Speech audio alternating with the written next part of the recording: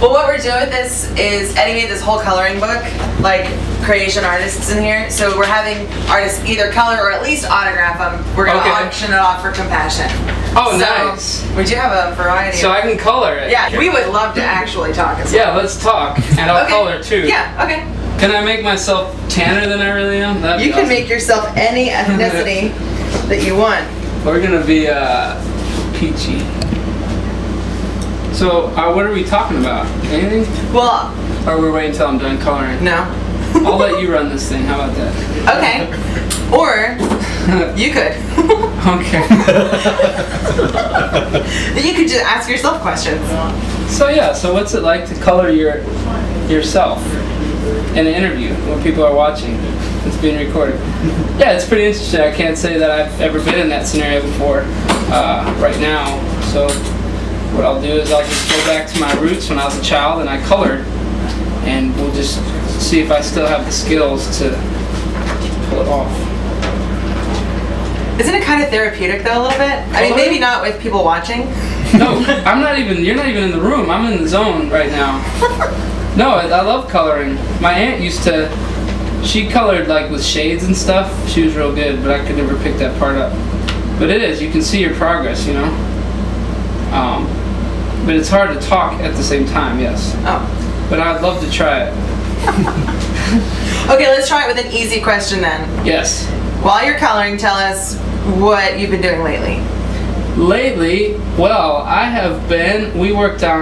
we shot 2 music videos for Comeback Kid and Antidote, and so that was awesome. We shot in Charlotte and Houston, and so that was fun, and we released Comeback Kid. So, and then in between, just doing festivals here, and also trying to like step up my game a little bit. Really? To the next. So Yeah. what does that mean for you, though? I don't even know. That's why it's so hard to do. You know, you're like, I need to step up my game, but I don't know how. Like, I need to write more. I need to get better at guitar, and that's just not.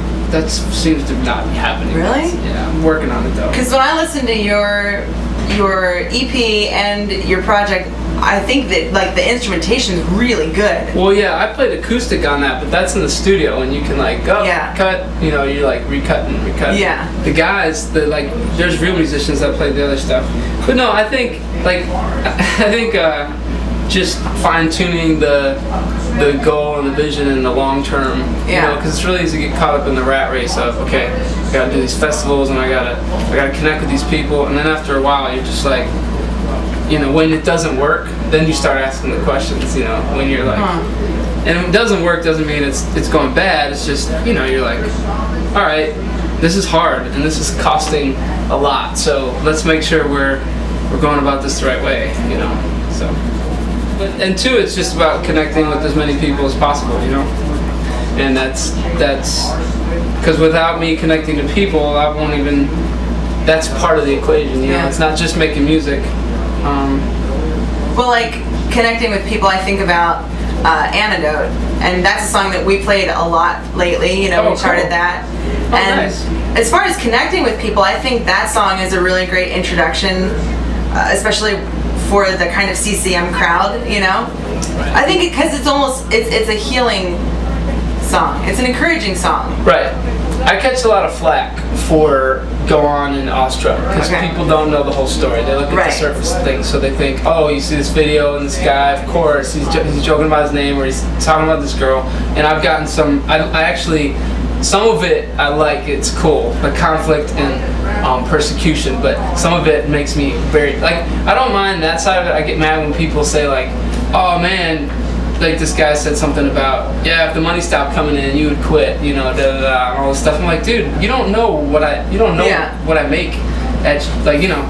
So you want to go off and go ballistic, but you're like, no, I don't need to do that. But people haven't heard the whole story, so they're judging based on the surface, which I do that too. We all do that.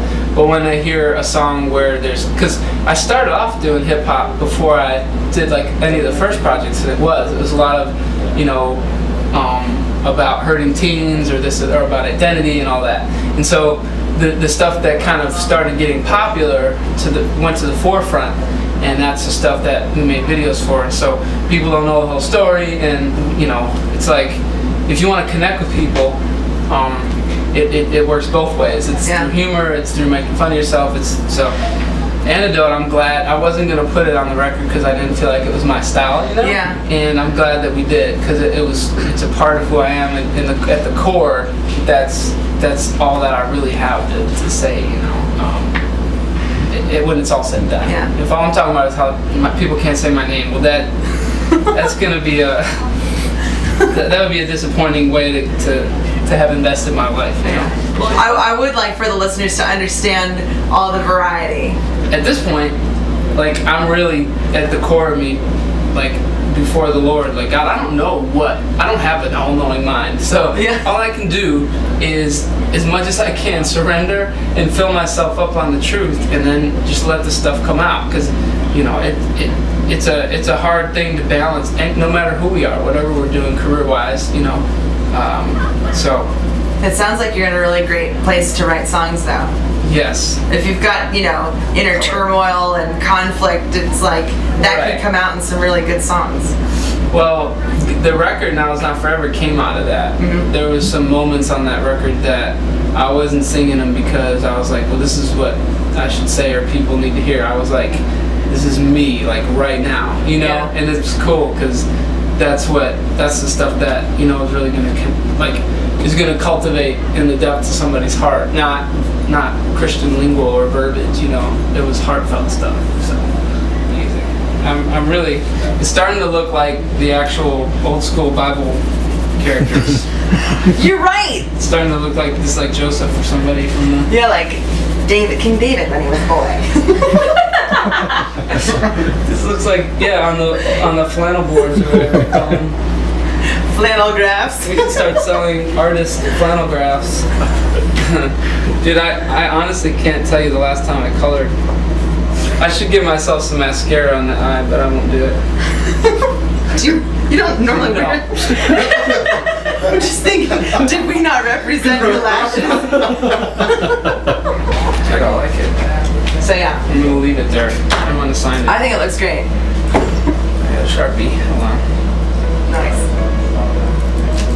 That's a fancy one. Put a Bible verse on here too, huh? I should do that. We'll do it. Some people do it, some people don't. Well, it's that whole, like, why are you doing it? Are you doing it to... No, I'm gonna do it. If you feel it, you should do it. If you don't, then that's probably the line. All right.